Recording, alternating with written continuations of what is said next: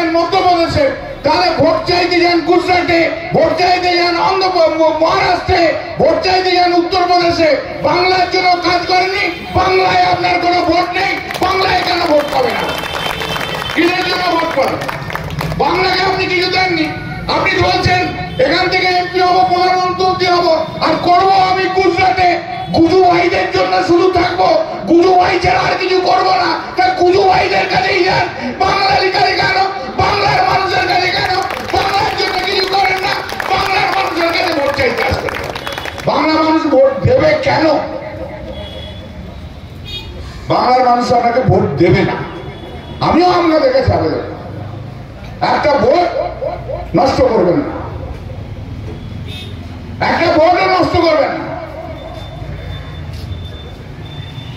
2021 সালে আমাদের কতগুলো গদ্দার চলে গেল, যে ওকে বুঝিয়ে দিল 200 টাকা এমএলএ হয়ে যাবে, সরকার হয়ে যাবে। ও 1000 কোটি টাকা খরচা করে দিল নরেন্দ্র মোদী, বিজেপি করে দিল। মোদী 30 থেকে 40 বার এলো। মোদী কি বলল? इसका बाद 200 पार বলেছিল না? इसका बाद 200 पार।